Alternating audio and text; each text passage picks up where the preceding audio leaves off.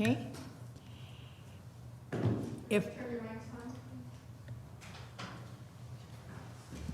okay, you ready? We'll call the regular CCWD board meeting Wednesday, September 23rd, 2020 at 1:01 to order. If you'll join me in the Pledge of Allegiance. Pledge allegiance to the flag of the United States of America and to the republic for which it stands, one nation, under God, indivisible, with liberty and justice for all. If I might just have a minute, I'm calling for a minute of silence in honor of Justice Ruth Ginsburg. I think what she contributed to our country for the 27 years she sat on the Supreme Court was remarkable, outstanding, and I just want to say that we honor her.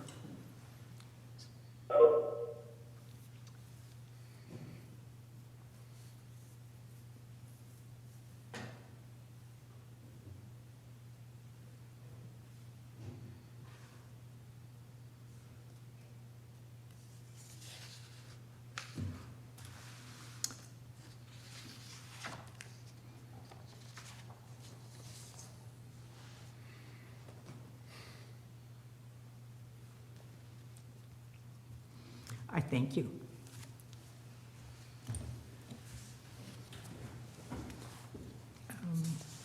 Call the roll.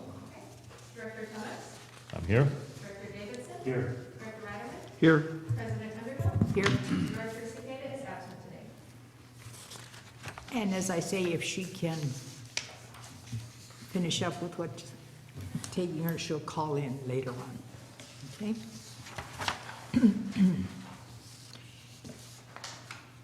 Opening item number 2, which is public comment. If any employee or board member would like to speak as public. Is there any public on Yes. Yes?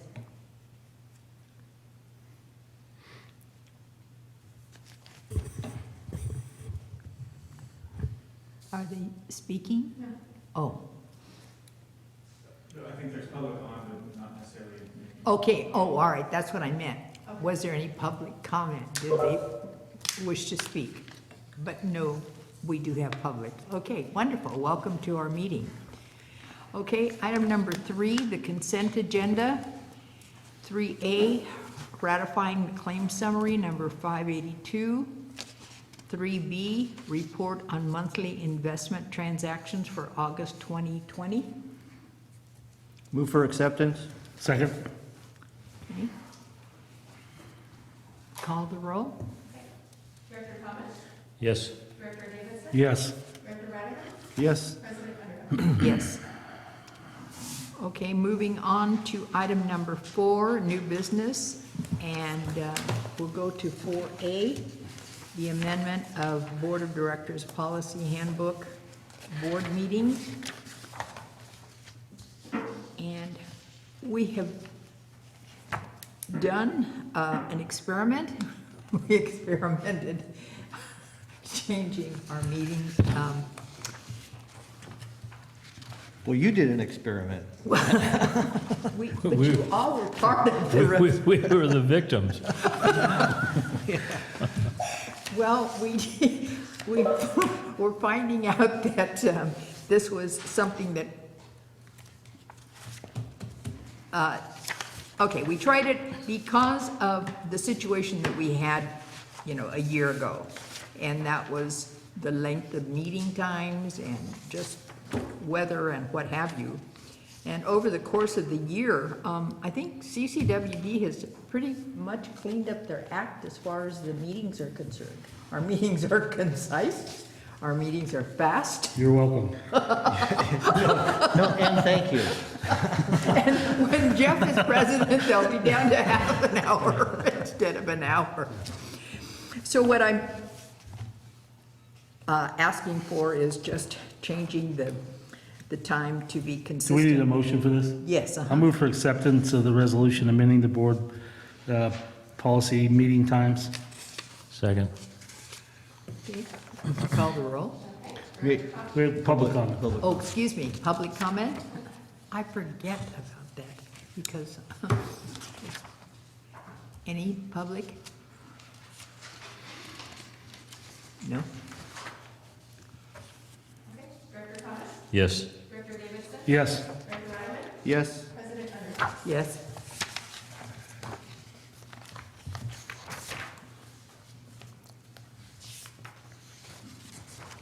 Okay, going on to item 4B, the discussion action regarding the agreement between CCWD and UMRA for the MAC region, IR Wimpy, West Point Water Supply Reliability Project.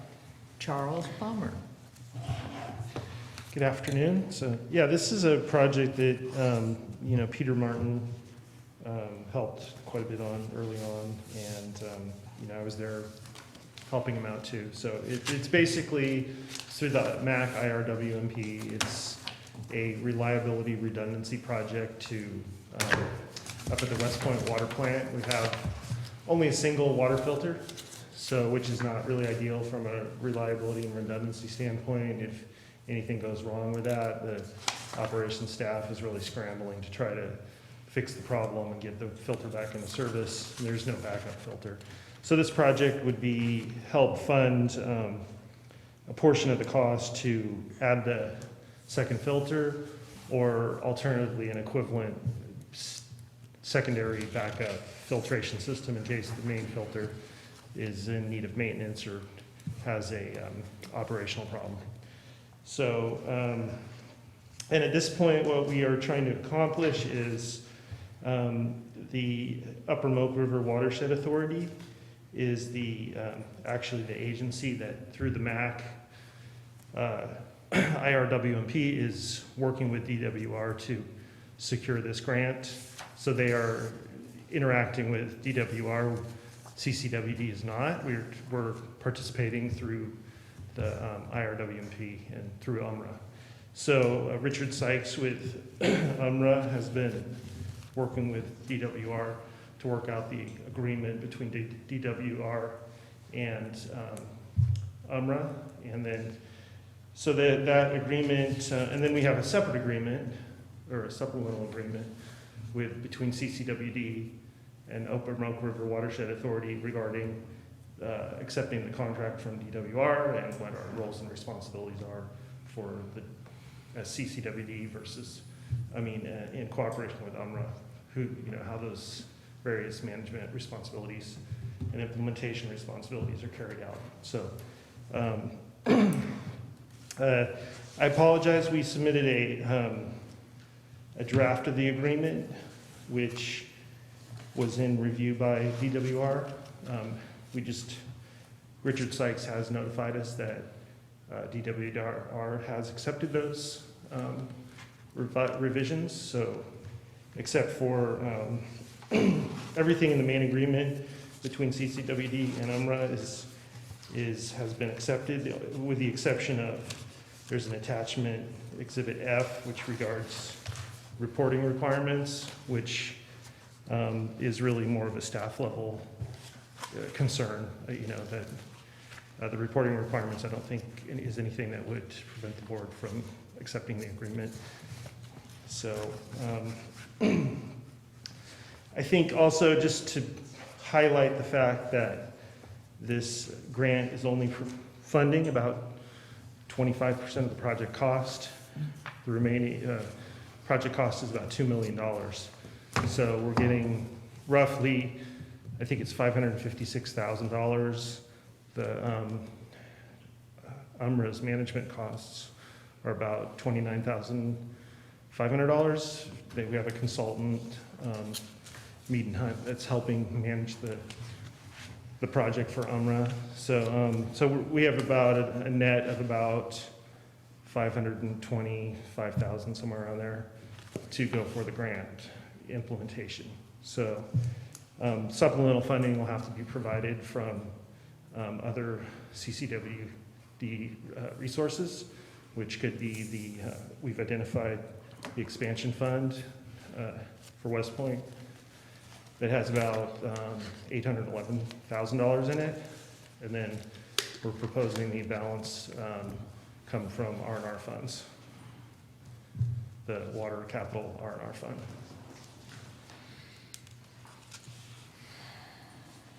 So that's pretty much my presentation. If there's any questions. Just a question about our other facilities. Do we have this backup system at our other water facility, water plants in the county? Yeah, yes. Every other one has this already? Correct, And this yeah. one just has Hunter's it? Water Treatment Plant has it, Copper Cove has it, Jenny Lynn has this. So the only other one that's a little bit problematic is Sheep Ranch. Mm. Big ones all do. Yeah.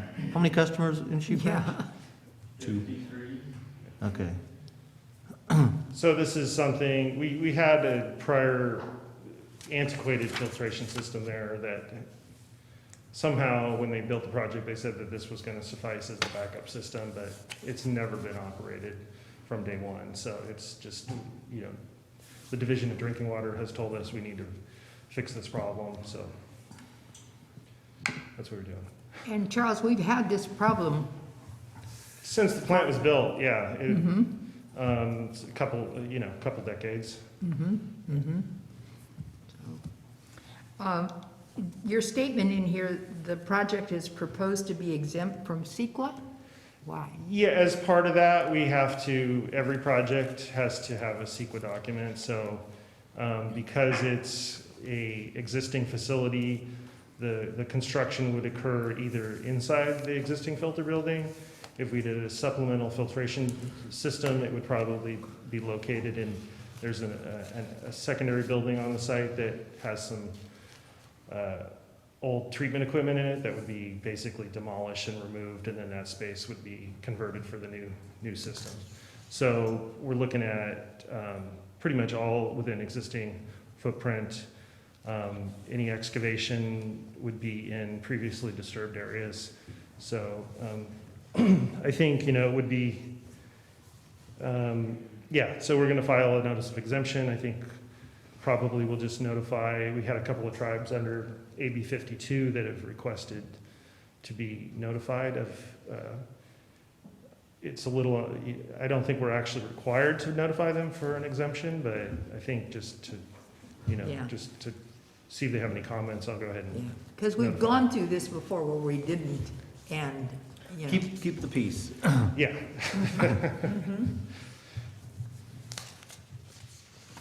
So that's a pretty simple process. So you need a motion?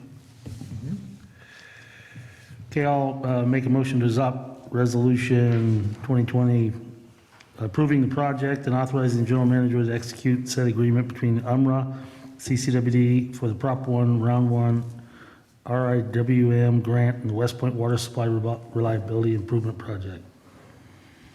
Second. do I have any comments? No? Public comment?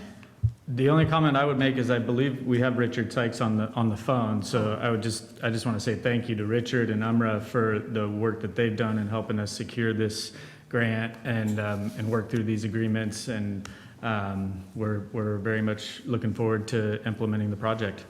Thank you, Richard. On behalf of the board, thank you, Richard. Yes, good afternoon. This is Richard. Good afternoon. I just wanted to say that the UMRA board will consider the agreement at its October 23rd meeting. All right, great, thank you. Thank you. Thank you. You're welcome. Call the roll. Okay. Director Thomas? Yes. Director Davidson? Yes. Director Radaman? Yes. President Linda? Yes.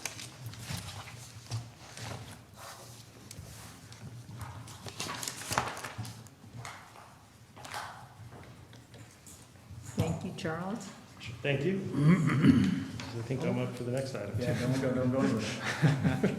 Oh, is that you, district engineer? Yes. So yeah, this is maybe should I just go ahead and proceed? Yeah, Okay. Yeah, so this is just a quick update on the status of projects. We do have quite a bit going on in terms of active construction projects and grant projects that are being worked on. The highlight, some of the construction projects we have are, the Techite line up in Nevis Pass and the Reach One project up in Nevis Pass. Also, we have a Gridwood grant project that's up in Nevis Pass as well, so. Is there a report for this? Or an agenda item? or not? Oh, yeah, there should be, did you not It was receive? right. Six, The, Where? tab 6. Oh, 6A, 6A, okay. I'm moving the file. So we passed the old business and all that, all right. Okay, sorry about that. Silently, we did it silently today. So, yeah, so just quickly to run through these. So the West Point Wilseyville grant project, we're receiving proposals on September 24th, this week.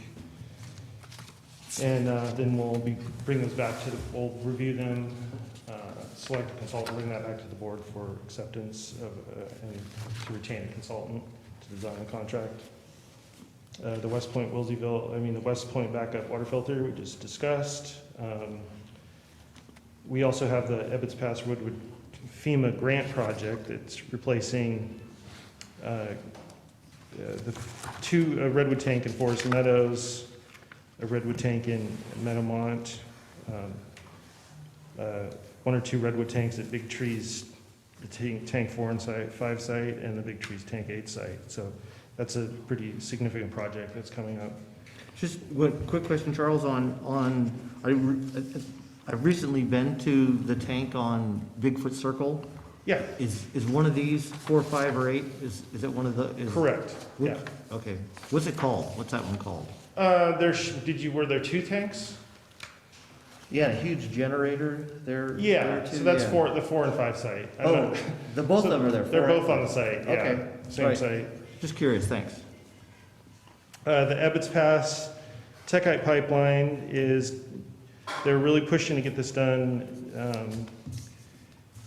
before the end of, in October and before we get into November. So as of Monday or Tuesday, all customers will be off the Techite line, which, is fantastic because we had a couple of leaks this summer and I think everybody's ready to move on. yeah, as I said, I'm not there anymore, so I don't know what the thing is. I know that they were celebrating the completion at the Ratterman House, because they're right here at Blackfoot Circle.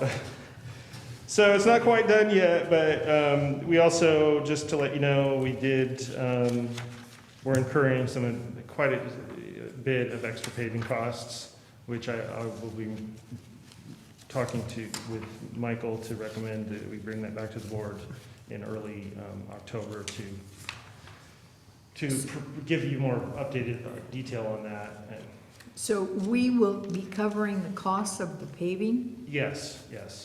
So, and I need to come back to the board with it to explain it a little bit more. It's about $100,000. And, I think we had to go a little bit thicker on the paving. We're also having to repair all the damage from all the leaks on the Techite line.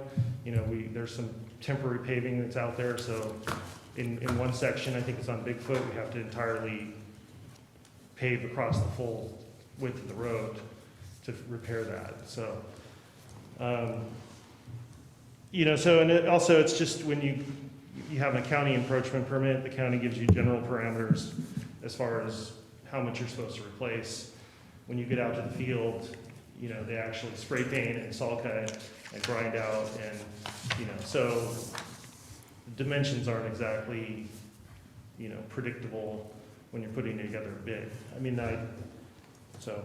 Anyway, we'll come back to the board with that, but I just wanted to let you know that that's going on. Is there any way that we can get Emerson to be part of that? Because, a lot of that was not, I part think, of the big plan. yeah, I mean, it's, we can talk about this, and when I come back to the board in October, it's just a matter of how you bid the project. So, the way we bid them right now is we bid at unit price work. We put the engineer puts together an estimate of how much tonnage of asphalt that we think the project's gonna require.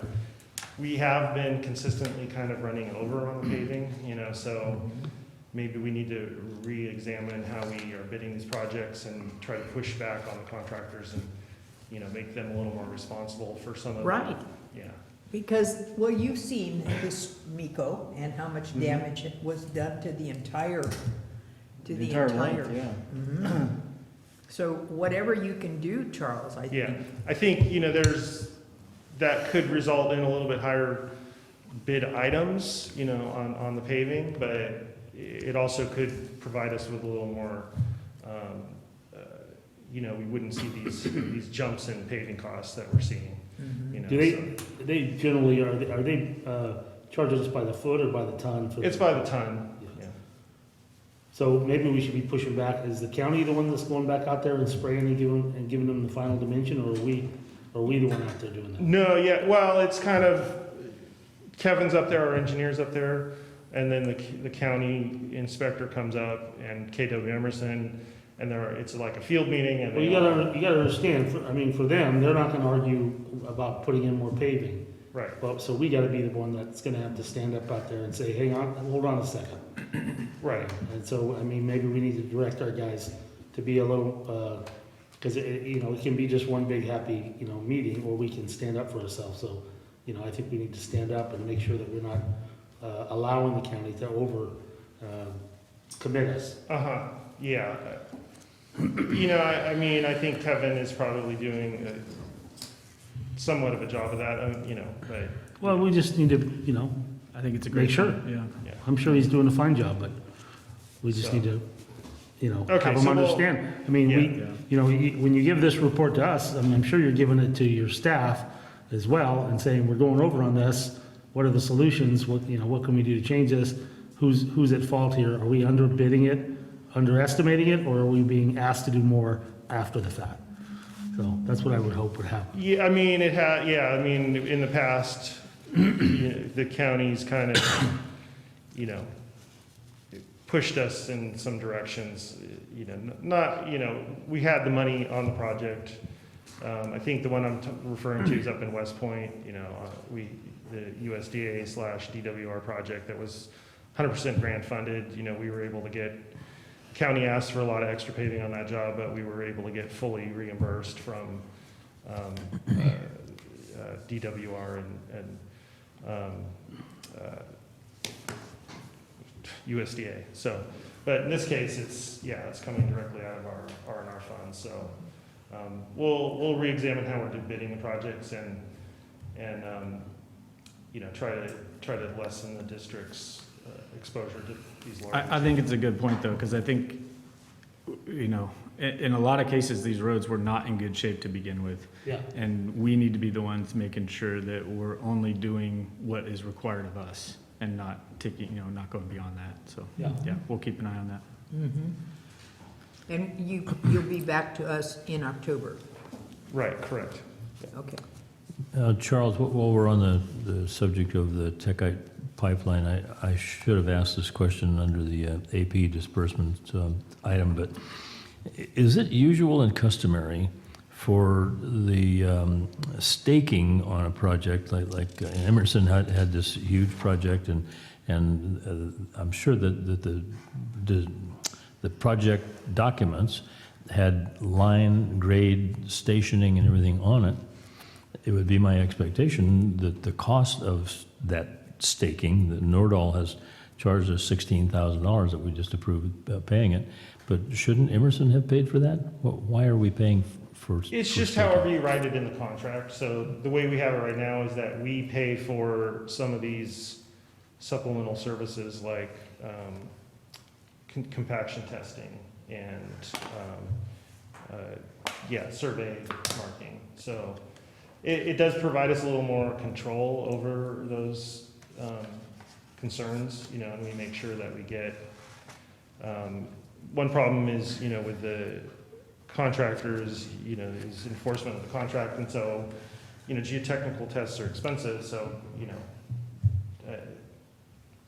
so you just have to have a really strong contract if you're gonna make them do those kind of services and make sure you're getting what you want. But yeah, I mean,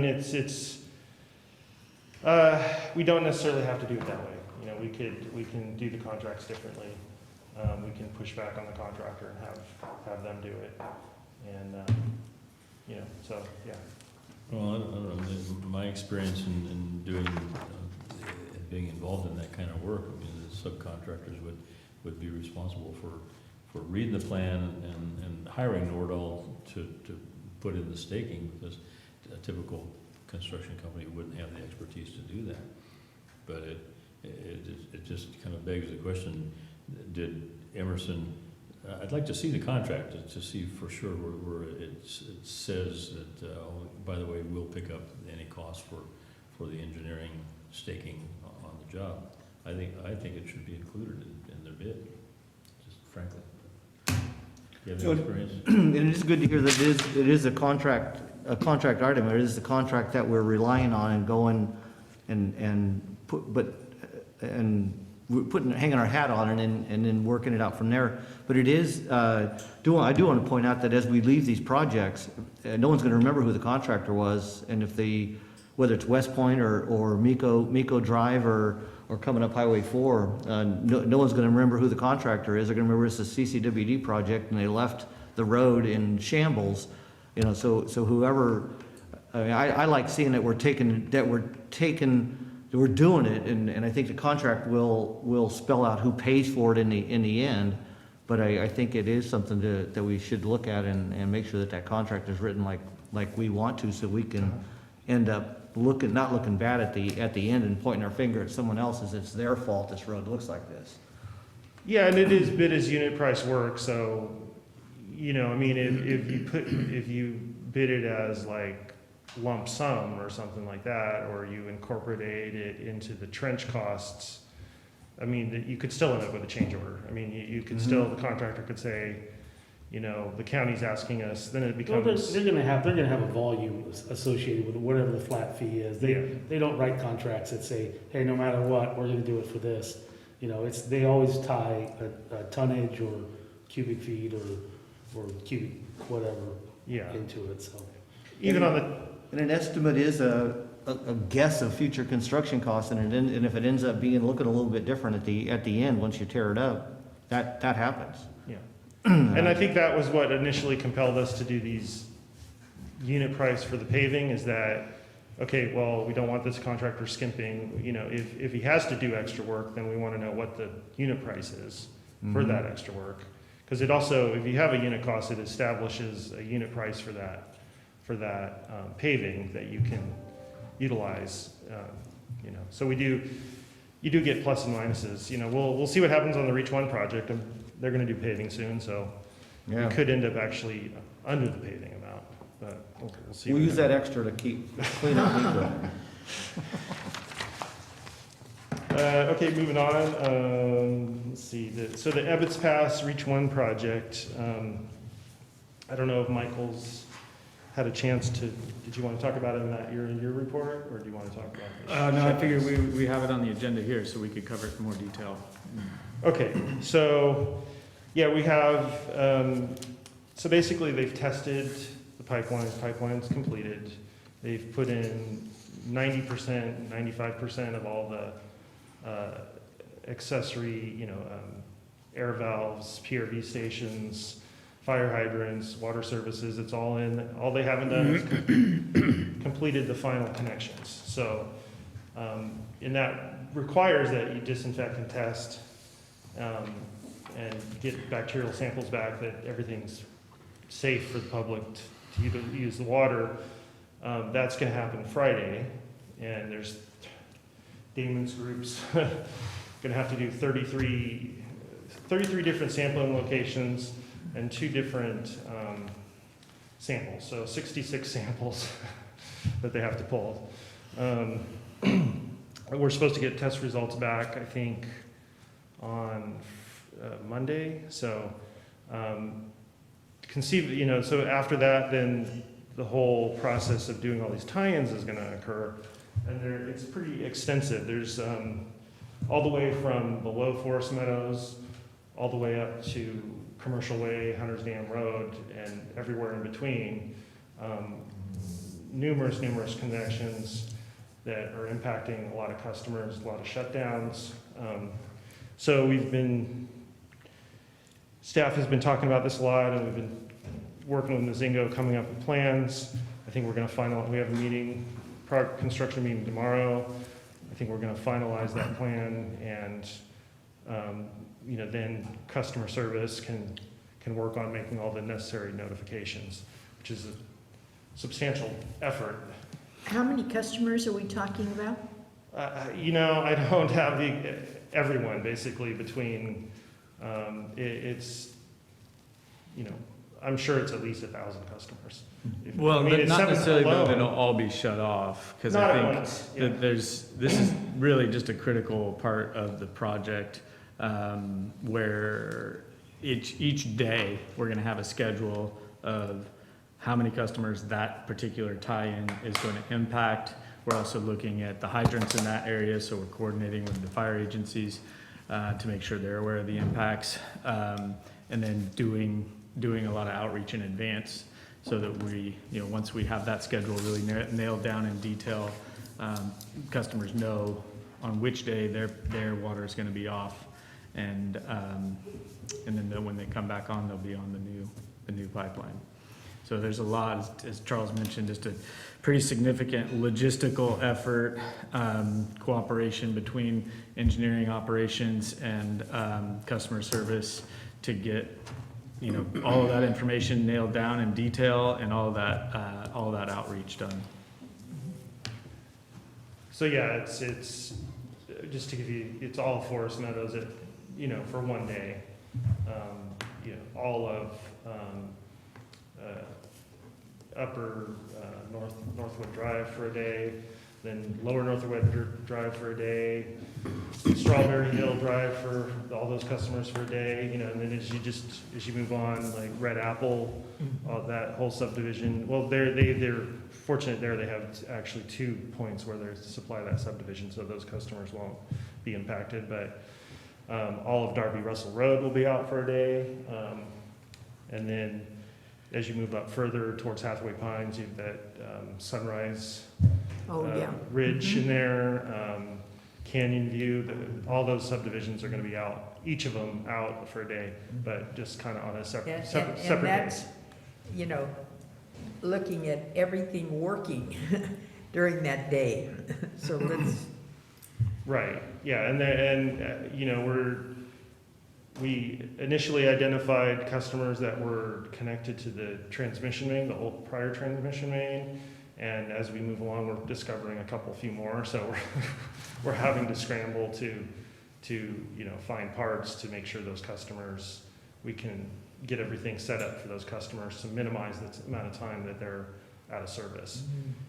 Because one thing we don't want to do is overlook a customer after the new line's on, then get a phone call, where's my water? Because stories have it that Hathaway Pines, there's that other side of Hathaway Pines, there were just all sorts of connections and everything, and it's a little crazy in there. Yeah. We've got the old Hathaway Pines system running through there. Some customers are connected to it, and then other customers are tapped onto the transmission main. So it's like, and it's kind of a little bit of an archaeological expedition, but we're figuring it out. Jared's been doing an awesome job along with Kelly. The whole crew up there has been really great. We couldn't do without it. And so it's great that you're inventorying, everything at one time, and let's get that on record. Right, and we have a comprehensive list that Michael's going to have probably by the end of the day, and Yeah, and so going forward, as I say, it's nothing but, good records. Right. And it is, I think we should note, we are a little behind schedule. Part of that was there were some leaks as they were pressurizing the line that they found, or in some cases, took some time to locate. And so that pushed the schedule back a little bit. We may But that's all have been- actually gained it, depending on if we pass the bacteriological tests, we might have actually gained a few days. Yeah, So, but that's pushed the schedule a little bit, but still hoping we're on track to get it wrapped up. Okay. Any comments from the board? I mean, I did have some more. Yeah, no, go ahead. So then the Jenny Lynn AB transmission main, that's, we had some interesting failures there earlier over the weekend. Interesting this last failures, is that what you said? So there have been two main failures down there in Rancho Calaveras over the last 2 weeks, essentially. And we still are not entirely sure what exactly the cause was. But the leaks those issues have been repaired. But it's all tied to the issues that we have with the A to B transmission main. So, and one of them actually was audible. Right, one of them was What? pretty. Audible. It actually made a noise, like It was a big break. Yeah. Where were these breaks at? I have the locations right here. One sec. How long is the AB, it's 20,000 feet. 20,000? And it would be, it'd be on Hart Dixon and Baldwin. I mean, we could take a few side streets in there to get off of Hart Dixon or Baldwin for a short distance, to help improve traffic, but impacts. So, but this is a project that we have scheduled, right? Yeah, it's Is getting it still advanced. under design? We're still designing this? Yeah, it's under analysis right now. Sam's been putting a lot of time into, we have a water model. He's been evaluating the water model. I think we've settled on that more than likely it's just going to be a 12-inch transmission main. We're considering maybe a little bit larger than that, but I think a 12-inch main is going to be fine. And then just, basically. What's there now? It's only like an 8-inch main. So one was on Cox, 6226 Cox, and the other one was at the intersection of Dunn and Bain. And they were about 6 days apart. And we're still trying to get to the bottom of it, but there's some speculation that because the first one was really significant, that it may have caused, probably led to the second one that was just down the line from it. How far apart were they? I mean, a block or two? I don't know where It's a that, little ways. I'm not sure exactly what the distance is between them, but they're not far, yeah. So this is an item that, we do have an engineering committee, the next engineering committee. I was considering bringing this back to engineering committee to maybe bringing Sam in and going in more depth into this, if Michael agrees. Yeah, I think that's it. I mean, it's a priority project we've known for a while, and I think now that we've got some of these other really big ones that are wrapping up, that one's definitely very high on the list for the next to attack. Yeah, it's definitely the highest on my priority list. Yeah, and then Arnold, we have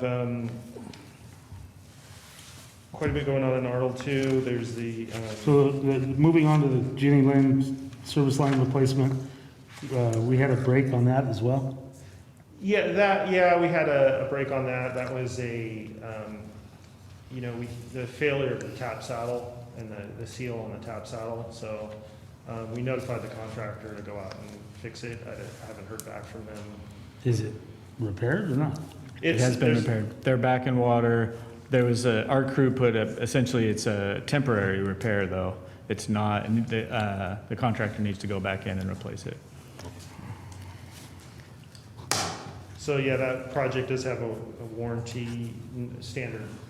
Normally when we complete projects, we put a warranty on the project. So. you know, they're under the, they're going to have to fix the damage. So hopefully they'll get to it quick here. Good timing for the press release. We actually waited a few days. What's that? We actually waited a little bit because of that. And then, yeah, Copper Cove, so we've got multiple projects as well down there, You including. can pass up all this stuff. Yeah, I think the main point here was we wanted, you know, this is largely similar to the brief the engineering committee got recently. But just wanted to make sure the full board is aware of the, you know, the scope of projects that we're working on. There's a lot that are either in construction or in the works. And make sure the board we want to make sure you stay informed as to all the different projects that we're working on. So we don't necessarily have to talk through all of them. You have the list there, and if there's any questions, we can address them. I'm impressed at how thinly we're spread, obviously, with this many projects going on at one time, and there's some huge projects in here. Yeah, and I think that's part of why we want to make sure we present the item is so that everybody's aware of, because a lot of this happens, if we don't bring it forward, a lot of it's in the design phase or it's in the works and the, you know, it's not necessarily frequently talked about.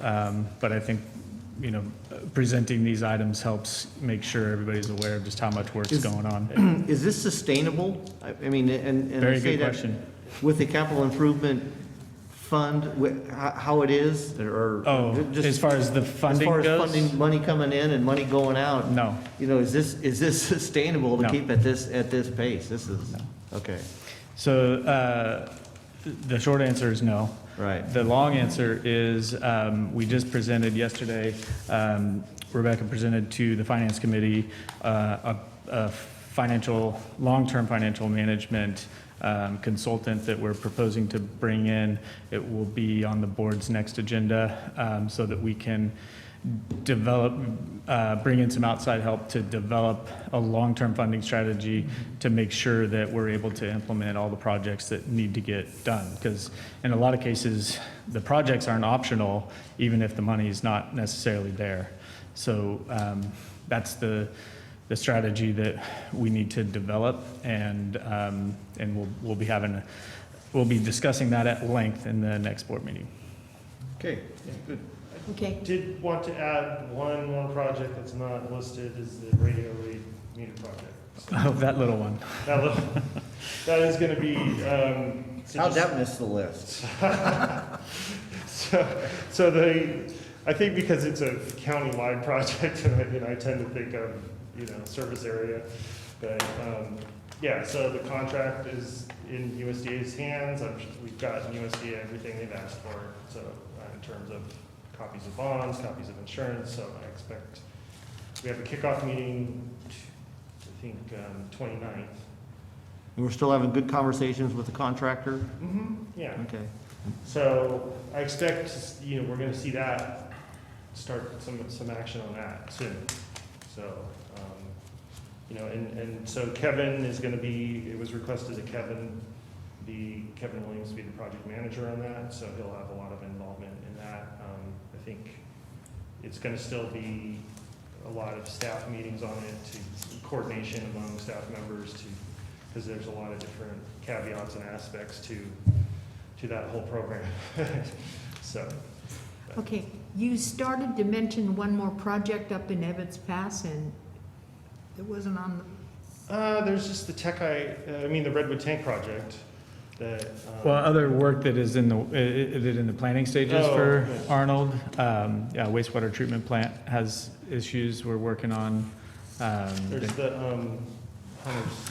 Right, the backup water supply, raw water pumps from Hunter's Reservoir is something I will address that in my report.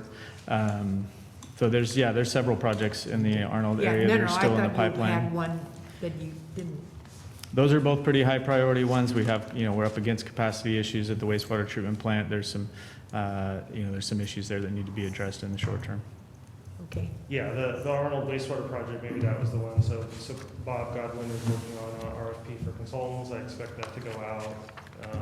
It's kind of bad timing because you got the holidays coming up, and so we'll have to probably push out the RFP during the holiday season and just give consultants extra time. But so we should probably have a consultant under contract early next year to start helping us with the design of that. I think for 2020, we just canceled the holidays this year anyways. So that's all I have. I thought the holidays were canceled this year. Yeah, I think so.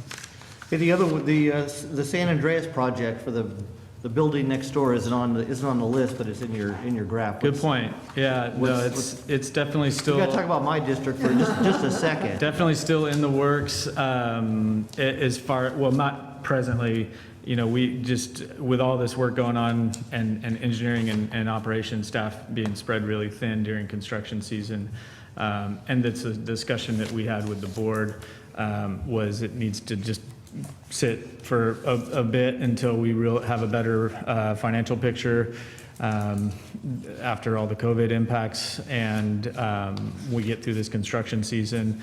Right now, none of Charles and none of his whole staff they have no bandwidth for it right now. But we do anticipate coming back to that later this year, going into next year, and we'll be talking to the board about our plan to move forward. Okay, thanks. Thank you. Thanks, Charles. okay. General manager. Yeah, a couple, I'll start with the Hunter's raw water pumps, and since that's on my list anyways. We are very excited to have Kevin and Charles put a grant application together to FEMA to replace those pumps. We have a preliminary approval, and we'll probably make more public announcements once that approval is final. But it's the priority of replacing those pumps has recently been come into focus for us because we have NCPA's annual outage of their tunnel coming up in October. And in the past, it hasn't been that big of an inconvenience for us. We knew the pumps needed to be replaced at some point. But now with not just the unprecedented wildfire season, but also the advent of PSPS, and there's no backup generation for those pumps, and there's already questionable electrical components involved. So having to dedicate a trailer-mounted generator to run those pumps during an NCPA outage, and at worst-case scenario, if there's a actual wildfire in the area, that's what really got us focused on that project even more than we already were. So fortunately, we had already received word of the grant approval, and NCPA has been very responsive about those concerns that we have, and we want to make sure we have the ability to maintain pressure for fire flow in the event that there is a fire. They've agreed they're going to either cancel the outage or get the tunnel tap back online as quickly as possible. And we'll just be in constant communication with them. Even in the event, if we have a notification of an upcoming PSPS event, there's a good likelihood that they would consider postponing the outage anyways. So we're hoping to not have to, face any of those scenarios, but having to plan for those scenarios and think about it, just I think highlighted the importance of replacing those pumps. So if everything falls into place, FEMA grants are slow and bureaucratic, but we're going to get that project done as quickly as we can so that we're prepared. Speaking of PSPS, it's a good segue into the notification we got that we're potentially facing a PSPS event later this weekend into early next week. So stay tuned for that. Where? We don't know specifically yet, and they still haven't elevated it to a specific notice. It was a very general 7-day heads up. We're within that period of, hey, it looks like we might have red flag fire conditions. So I think it was Saturday night into Monday. In Calaveras County for sure. Yes. Okay. So as it gets closer, we'll know more and hopefully it gets called off. But we'll be prepared for that either way. On a more positive note, I went to White Pines Park Committee meeting this week with President Underhill, and I thought I would just make a plug for, it's just such a fantastic group of volunteers that run and maintain the facilities up there. And there's currently a sweepstakes, I think is the term that they're using, going on. So if you go to the White Pines Park Committee webpage, there's an opportunity for you to buy into the sweepstakes that they're doing. They're trying to raise some funds for the park. So just thought I'd make a plug for that for all of you watching at home and anybody in the room. Good stuff going on up there. And then on the pass also, we almost complete with the Arnold fuel thinning project. They're waiting until the first rains, until they do come back in with the masticators and do the final cleanup. And that's the one I think we talked about at the last board meeting. We'd like to do a forest management focused special board meeting up there. But after talking to those folks about it, we agreed that it would be better to do it after the project's fully complete. And we have some time to work on some initiatives with them. But Pat McGreevy and Jan Bray both really delivered that project for us and just did a phenomenal job of doing all the legwork. There was a 3-year, they initially submitted the Forest Service grant application for that project over 3 years ago, and did the environmental work. They made that project happen and made it very easy for us to be a partner in it. So we want to spotlight or highlight that work, but also talk about more that we can do on that front. Probably early December is kind of what we're looking at now for that meeting. And then sticking to forest management, there will be the Aqua Region 3 board. We're hosting Aqua is doing a series of webinars from some of the different regions. The topic that we chose was forest management, fuel thinning projects, and specifically looking at economic industries that can support those activities. So I will make sure to send you more information so you can log into that webinar. I'm going to moderate the webinar, and we're going to have, I think, a very good panel and dive into that topic some more. So I'll keep you posted on that. And virtual? Yes, yeah.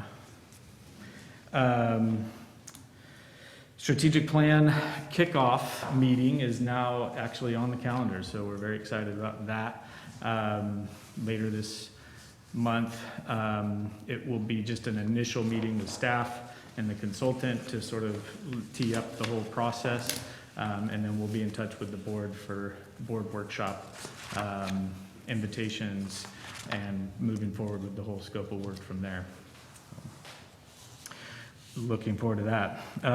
On Friday, we had a Eastside Groundwater Sustainability Agency meeting, and still haven't received detailed comments on the draft joint powers agreement that we circulated to those members, and talked about actually even backing up a little bit and making sure that all the member agencies and their boards are fully up to speed on where we're at in the process and the purpose behind the joint powers authority. So Brad's working with Walt down in Stanislaus County to put some documentation together to present. So we're presenting essentially the same information to each of those boards, and there'll be some more outreach on that front.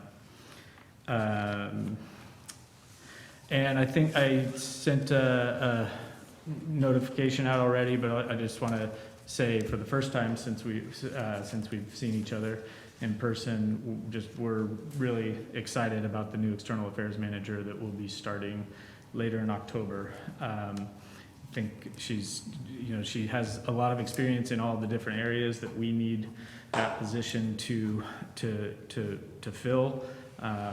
And I think she's just going to be a fantastic addition to the team. So we're really excited for Jessica Self to start work. And she won't be here for another month. End of October, I Yeah. want to say the 26th. Yeah, October 26th. She has to relocate from a few states away and wrap up work at her existing job, and so there was a lot to take care of, and so I'm sure she'll hit the ground running from there, though. The last I was mentioning real quick, we had a meeting, Damon and Pat and I went up and met with Bill Eltringham at UPUD last week. I had a very productive meeting with him on a couple of different topics, including the possibility of an intertie as a sort of a backup supply to the UPUD distribution system. And what prompted the meeting was the UWPA got a grant to develop a local hazard mitigation plan for all three of those member entities. And this project, we think, would be a very strong candidate for FEMA funding under that plan. And that plan is now in development, should hopefully be submitted by the end of this year with FEMA approval by next summer. So we wanted to make sure we keep that project on the list and discuss how we can work together to move it forward. So hopefully more to come on that. And Michael, before you go on this, Yes. as I recall on that, the Mazingo project, there was several thousand feet of 8-inch line that was converted to 12 in anticipation of Eltringham's organization needing the water. that's right. So it was actually just the last 1,000 feet. And we just made sure that we upsized it from 8 to 12 since we're in, we were replacing that section anyways. We didn't want to have to go back in and upsize that section of pipe just a few years later if that agreement were ever to come about. And it was a pretty minimal cost. And did I hear you say that they're looking with favor on that Yeah, definitely. They, Bill and a lot of those folks remember the Darby fire very clearly, and the position that they were in when the flume was out of service, and so they are enthusiastic about it. It's just a question of there's a lot of work that has to get done before the grant application is even ready to be submitted. So lining up the resources and the work to get to that point, because it's a significant project. I think it's roughly 2 miles. It's largely in the Highway 4 right of way, but unlike Reach 1, there's no existing pipeline there. There's very tight, everybody's familiar with those turns on the Utica grade there. It's a pretty tight shoulder to work in.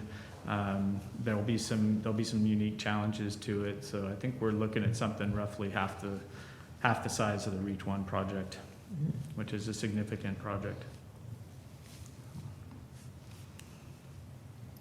But I think important. Okay. Okay. We're ready for board reports.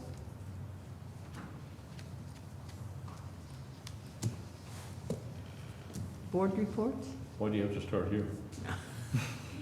Because I want to give the right an opportunity. Probably the only time you'll ever give a nod to the right. Oh, no.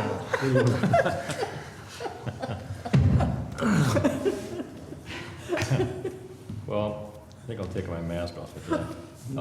I'm happy about the announcement of this young woman's, is it Jessica or Jessica. Jessica. Okay. I sure hope that we're going to provide her with a bunch of feel-good articles that she can write,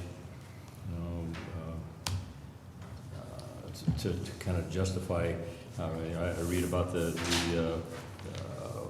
rate study and everything that we're doing, and I think that she should write an article about the radio read meters. We're finally getting into maybe into the 20th century on that one. but some of these other things, the unfunded mandates, and what was it, close to $400,000 that we had to pay for relicense, or for an annual fee for Hogan that was in this. Claim summary? Annual Yeah, fee for claim. what, Hogan? Yeah, there Oh, there yeah. was a $400,000, there was an aggregate of Yeah. 2 or 3 charges. That information needs to be out there. People are prone to look at their bill and say, how can this possibly cost this much? And you know, all those details and those millions of dollars of annual expenditures that really, we've got to pay them, and we have no other source than the ratepayers that. I'll certainly take that into consideration. I was actually thinking of starting her off with a rate increase announcement, because then it can only get better from there. So, no, I agree. We'll see if we can give her some softball pieces and introduce her to the local media. And but she, her family's local. She grew up here, so I don't think we need to make very many introductions, but I think it's going to be great. Okay, good job on that hire. That was well done. You had to go states away to do it. It was definitely a long and at times frustrating hiring process for that. We had to go out a couple of times, but it just can't be happier with how it ended up. Good. That's all I have Oh, from the right, huh? from the right. Okay. I have another right. Further, right? Not much. I did open a Facebook page for my campaign, Davidson 2020. So feel free to look at it and comment. And if you have any suggestions, I'd be happy to take them. That's it. And the name is Jeff Davidson. Davidson 2020. Oh, okay. Catchy. The only thing I got to report is I've already liked it on Facebook. Perfect. Okay, I'll just make this, I brought in that article, Michael, the one where the search and rescue made the Valley Springs news. I know that you're gonna want to put that in your scrapbook. Thank you. There Did you get was, lost? No, I'm in some of the pictures probably. maybe, is that you? No. Oh, darn. Okay, We've had a couple of trainings recently that they put in they did press releases for. I had heard this, and maybe it was in one of the meetings, and state suction dredging proposal. Wow. That brings back memories. I worked on that years ago. Okay. Yeah, that is an issue. That's a very contentious issue that probably will never go away. Do you have a? Okay, well, a- it's here again, and says the State Water Board has released a proposed permitting system to allow miners to use suction dredging equipment to suck up sediment in streams and rivers. Yeah, that's been prohibited in California for a while now. Yeah. Well, It's just those little portable dredging machines. It's Yeah. gold mining. Right. Yeah. The new permit would reauthorize suction dredging use. So that's, Yeah. I thought that was interesting. Well, hey, we gotta look at every opportunity to make money, so maybe that's what maybe we need to get those backons out on the creek. I've got a honey spot that we should hit first day. I will say, one of them, just a quick side note on that topic, one of the more interesting court hearings I ever attended was the fancy new federal court facility in Sacramento, and the old miners that showed up to argue their case in federal bet. court was a very colorful cast of characters. It was memorable. I can imagine. Okay, moving on to our next board meeting, Wednesday, September 23rd at 1 o'clock, and then the following one. That's today, isn't it? Oh, what am I thinking? How come that's in here? Oh, We can just get them both over with today. Let's do it. That's the very Let's next start meeting. it right now. wow. Where's the agenda? Well, guess what? I failed. The far left failed. Far left. Oh, dear. I just want to let everyone know on the 14th, I'll be in New Mexico. Get a campaign event down there? Really beat me. Actually, last year, my guide was, I forget, they don't call them county supervisors, but he was one of those guys. Yeah. He just, but when the hunting's on, everybody, takes a break. I forget what they called him. It wasn't supervisor. Commissioner. Yeah, commissioner, that was it. Okay, I can ask you again for liver. Liver, yeah, well, I'll do my best. Okay, all right, so what should this read, Rebecca? October 14th, and then the next one would be the 28th. Both at 1 PM. Okay, We can even do a little heads up where we are going to be proposing consolidating the November meeting. because of the holidays. Yeah, That's what we generally do. Talked a lot about the committee schedules in between there, but I think for the most part, we decided it's probably best to leave the committee schedules alone, but consolidate the board meeting to the middle of November. I'll bet you we do that in December too. Amazing. I don't know how you guys do I'm gonna put money on it. Okay, item number 9, closed session, conference with legal counsel, potential litigation, government code, our famous 54956.9, one case, government code section 54956.9, pending, however you pronounce that, something. You don't have to read them, just say closed session 9. Okay, 9A and 9B. Sorry, buddy. No, that's fine, that's just, which one first? So we'll.